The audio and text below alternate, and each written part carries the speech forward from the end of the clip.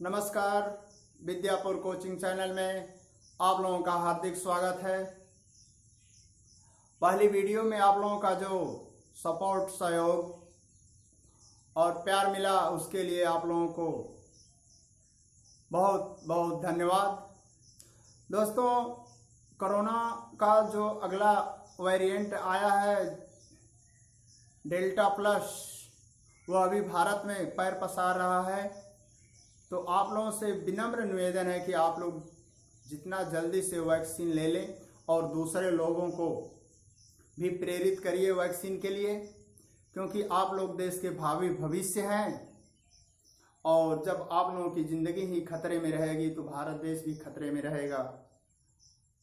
तो जितना जल्दी हो सके उतना जल्दी वैक्सीन ले लीजिए और अपने आप को सुरक्षित रखिए। चलिए आइए आज पढ़ते हैं मानक भाषा। मानक भाषा क्या होती है, ठीक है ना। तो देखिएगा, मानक भाषा के 3 चरण होते हैं, या मानक भाषा 3 चरणों में जाकर मानक भाषा बनती है। पहला चरण होता है बोली। क्या होता है? बोली।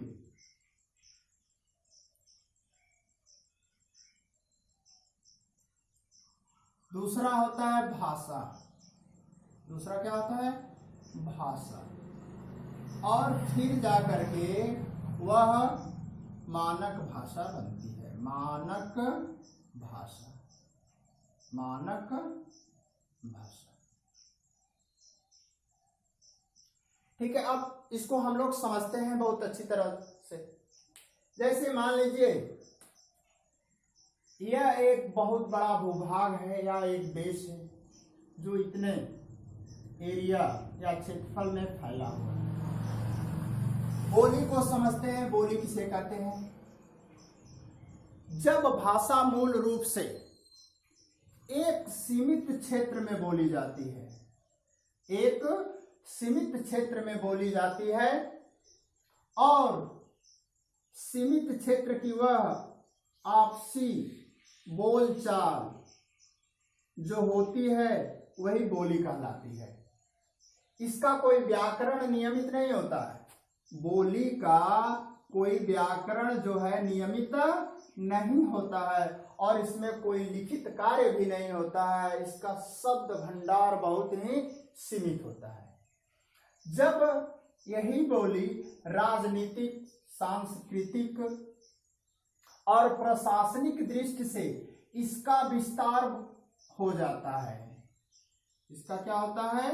विस्तार हो जाता है और व्याकरण के सांचे में ढलने लगती है और उसमें लिखित रचनाएं भी होने लगती हैं, तो वही बोली जो है किसका रूप धारण कर लेती है? भाषा का रूप धारण कर लेती है। किसका रूप धारण कर लेती है? भाषा का। वही बोली जो है भाषा का रूप धारण कर लेती है। और जब वही भाषा का जो है क्षेत्रफल क्या होता है? विस्तार हो जाता है। एक बड़े भूभाग में, एक बड़े क्षेत्र में बोल जाने लगती है, तो वह भाषा अब मानक भाषा कहलाती है। क्या कहलाती है दोस्तों? मानक भाषा कहलाती है। क्या कहलाती है? मानक भाषा कहलाती है। जब वह मानक भाषा कहलाने लगती है तो उसके लिए कंडीशन होता है, शर्त होती है। वो कंडीशन कौन कौन सी है आइए देखते हैं। वह पूर्ण रूप से क्या होती है? व्याकरण से बद्ध हो जाती है। किससे बद्ध हो जाती है? व्याकरण से बद्ध हो जाती है। उसकी हर क्षेत्र में उसकी अपनी शब्दावलियां होती हैं। वह आदर्श रूप धारण कर लेती है और उसमें लिखित रचनाएं अर्थात नाटक, कहानी आदि सब क्या होने लगती हैं? लिखी जाने लगती हैं। तो इस तरह बोली हो गई, भाषा हो गई और भाषा के बाद मानक भाषा हो गई। आइए इसको परिभाषा के रूप देते हैं और इसको समझते हैं।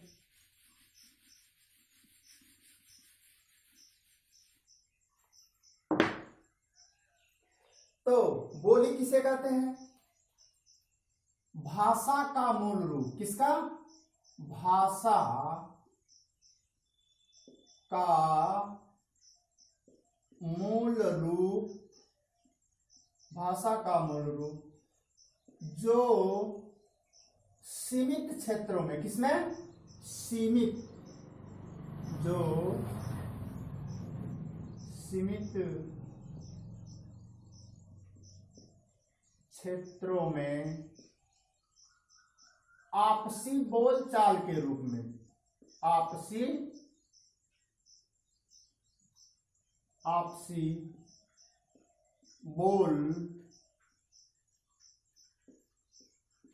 बोलचाल के रूप में प्रयुक्त होती है, अर्थात प्रयोग की जाती है, प्रयुक्त होती है। ठीक है ना? सीमित क्षेत्रों में, किसमें? सीमित क्षेत्रों में। पहला पॉइंट। दूसरा पॉइंट इसमें हो जाता है, इसका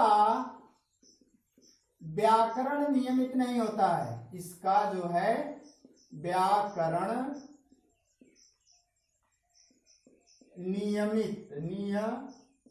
इसका कोई व्याकरण नियमित नहीं होता,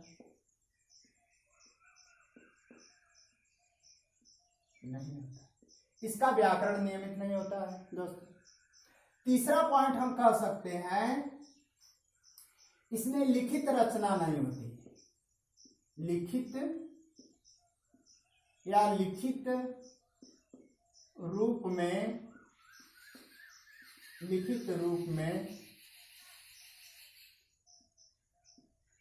प्रयोग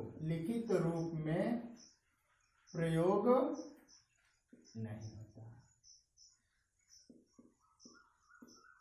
उसे हम क्या कहते हैं? बोली कहते हैं। ठीक है, समझ में आ गया होगा कि बोली क्या होती है।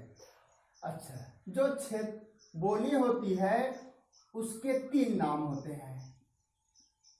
उसे क्षेत्रीय बोली के नाम से जानते हैं, क्षेत्रीय बोली। इसी को आंचलिक बोली के नाम से जानते हैं,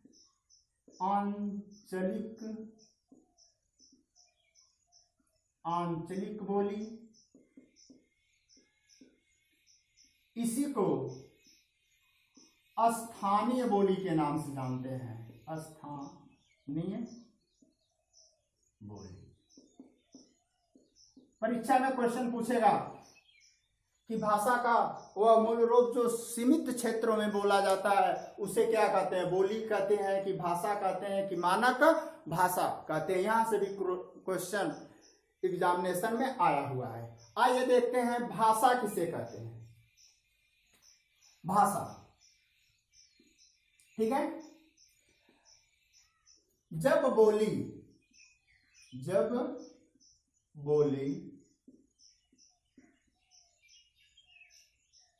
विस्तृत या किसी विशेष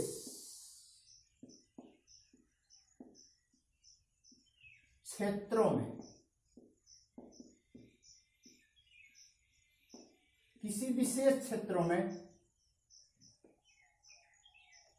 जब बोली किसी विशेष क्षेत्रों में बोली जाती है, क्षेत्रों में प्रयोग की जाती है,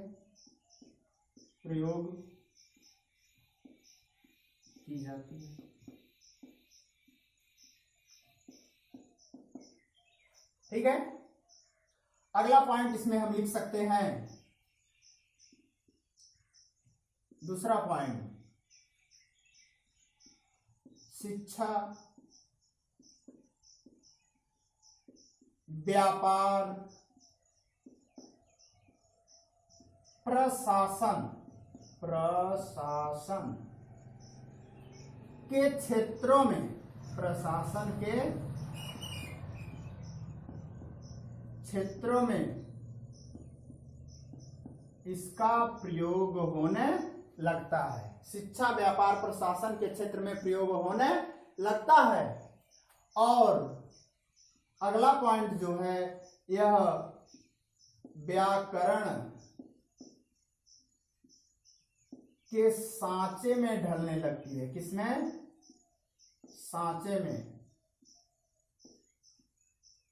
ढलने लगती है। ढलने लगती है। ठीक है। और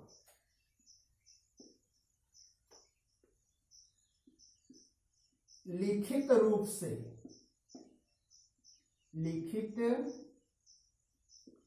से इसका प्रयोग होने लगता है। प्रयोग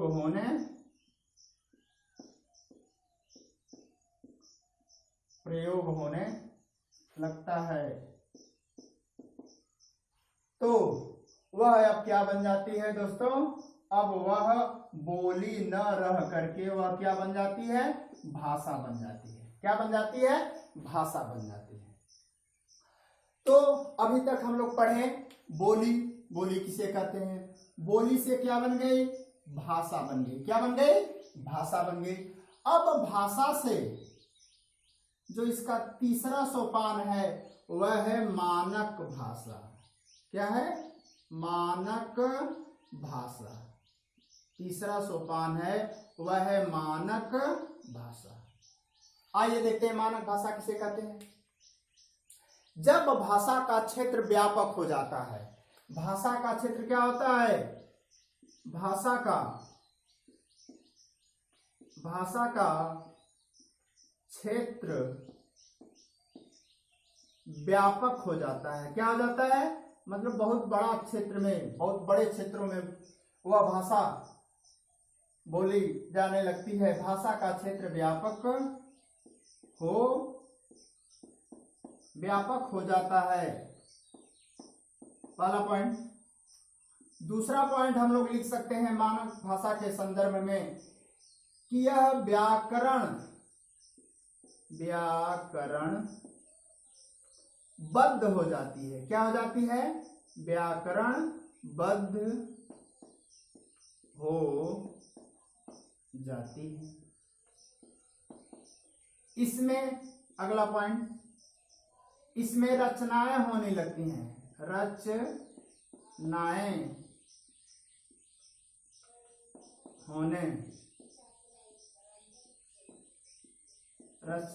होने लगती हैं। ठीक है। और आदर्श भाषा का रूप धारण कर लेती है। किसका? आदर्श भाषा का रूप धारण कर लेती है। तो वही भाषा हमारी क्या कहलाती है दोस्तों? मानक भाषा कहलाती है। तो इस तरह मानक भाषा के 3 चरण होंगे, बोली, भाषा और तीसरा जो है मानक भाषा। समझ में आया होगा? ठीक है। तो सब लोग समझ नहीं पाते हैं कि बोली क्या होती है, भाषा क्या होती है और मानक भाषा होती है। तो आप लोग यहाँ अच्छी तरह से समझ लीजिएगा कि बोली होती है जो सीमित क्षेत्र में बोली जाती है, उसका कोई व्याकरण नहीं होता है और लिखित रूप में प्रयोग नहीं होती है। बोली को हम लोग जो है क्षेत्रीय बोली, आंचलिक बोली और स्थानीय बोली के नाम से जानते हैं। और वही बोली जब किसी विशेष क्षेत्रों में बोले जाने लगती है और शिक्षा, व्यापार, प्रशासन के क्षेत्रों में उसका प्रयोग होने लगता है और व्याकरण के सांचे में ढलने लगती है और लिखित रूप में प्रयोग होने लगता है, तो वही बोली जो है क्या बन जाती है? भाषा बन जाती है। और जब वही भाषा का क्षेत्र व्यापक हो जाता है और व्याकरण से बद्ध हो जाती है, रचनाएं होने लगती है और आदर्श भाषा का रूप धारण कर लेती है, तो उसे हम लोग क्या कहते हैं? मानक भाषा कहते हैं। ठीक है। शार्ट स्क्रीन लेना है तो आप लोग ले लीजिए। ठीक है, चलते हैं आगे।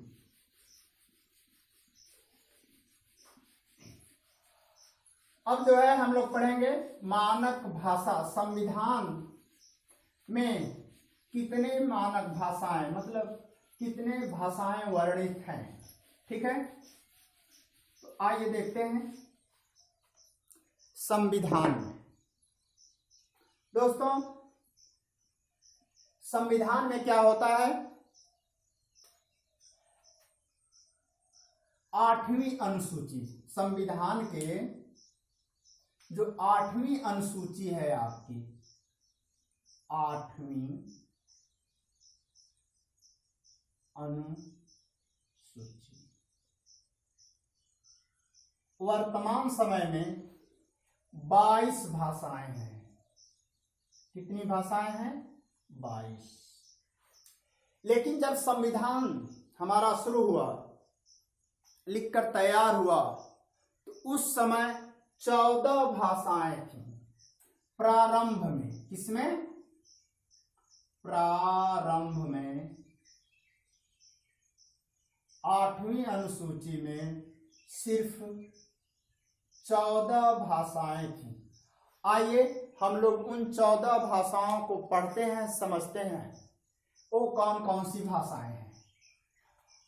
पहली भाषा है, देखिएगा संविधान में, ए से असमिया, असमिया, ए से असमिया, बी से बांग्ला, बी से क्या हो गया?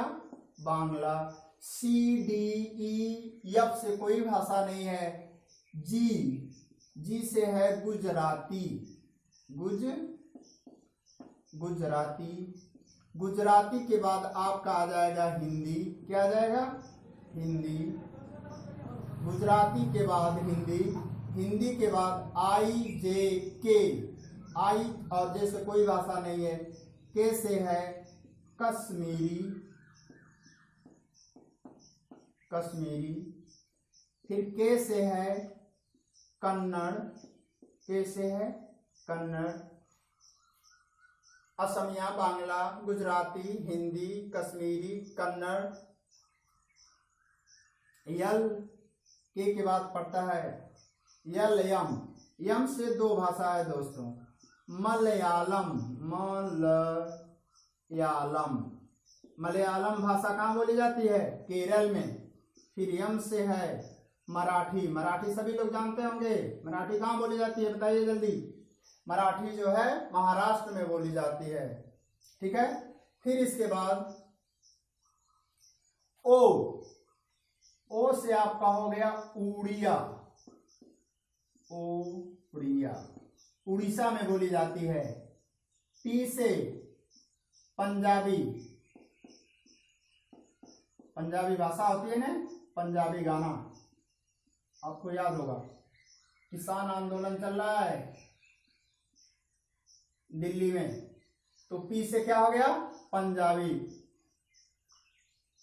यस से संस्कृत, यस से क्या हो गया?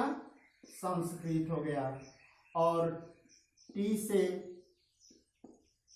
तमिल, और टी से एक और टी है तेलुगु, तेलुगु भाषा। फिर यू से क्या हो गया दोस्तों? उर्दू। क्या हो गया? उर्दू। तो आप लोग बहुत आसानी से याद करते हैं, कर सकते हैं। ए से बोलिएगा, ए से असमिया, बी से बांग्ला, जी से गुजराती, एच से हिंदी, के से कश्मीरी, के से कन्नड़, यम से मलयालम, यम से मराठी, ओ से उड़िया, पी से पंजाबी, एस से संस्कृत, टी से तमिल, और टी से तेलुगु, और यू से उर्दू। गिन लीजिए, 2 4 6 8 10 4 14 भाषाएं संविधान के प्रारंभ में थी। किसमें थी? संविधान के प्रारंभ में। फिर इसके बाद क्या होता है? 21वां संविधान संशोधन होता है, और जिसके तहत जो है सिंधी भाषा को संविधान में स्थान मिलता है। तो आइए देखते हैं, यहां पर देखते हैं 21वां संविधान संशोधन कब होता है? 1967 में। ये पूछा जाता है क्वेश्चन यहां से कि 21वें संविधान संशोधन के तहत किस भाषा को 8वीं अनुसूची में रखा गया या संविधान में रखा गया? तो उत्तर आएगा आप लोगों का सिंधी। ये सिंध प्रांत में बोली जाने वाली भाषा है, लेकिन सिंध प्रांत जो है पाकिस्तान में है, लेकिन वहां के कुछ विशेष वर्ग के लोग भारत में भी रहते हैं और इस भाषा को बोलते हैं। फिर इसके बाद दूसरा संशोधन होता है भाषा के तहत और संविधान के तहत 71वां होता है। कब होता है? 1992 में, 1992 में। और इसके तहत जो है 3 भाषाओं को संविधान में रखा जाता है। और वो कौन कौन सी 3 भाषाएं हैं आपकी संविधान में उसको दर्जा प्राप्त होता है? वो है आपका कोंकण। क्या है? कोंकण। ठीक है। मणिपुरी, मणिपुरी क्या है? मणिपुरी। और फिर इसके बाद है नेपाली, नेपाली भाषा। तो ये 3 भाषाएं जो हैं 71वें संविधान संशोधन के तहत भारतीय संविधान में इनको दर्जा प्राप्त होता है। इसके बाद इसको कैसे याद कर सकते हैं? कोकमणि को लेकर नेपाल गया। तो कोक माने कोंकण, मणि मीन्स मणिपुरी और नेपाल गया मतलब नेपाली भाषा। इस तरह आप लोग इसे क्या कर सकते हैं? याद कर सकते हैं। फिर आइए आगे देखते हैं। जो लास्ट संशोधन हुआ था भाषा के दृष्टि से वह था आपका 92वां संविधान संशोधन। कौन था? 92वां संविधान संशोधन 2003 में दोस्तों। इसके तहत 4 भाषाओं को संविधान में दर्जा दिया गया। उसका पहला जो है भाषा है वो बोडो है। क्या है? बोडो। फिर 2 से ही शुरू हो जाएगा डोंगरी। ठीक है, डोंगरी। और फिर उसके बाद आ जाएगा आपका मैथिली। मैथिली के बाद आपका आ जाएगा संथाली। क्या आ जाएगा दोस्तों? संथाली।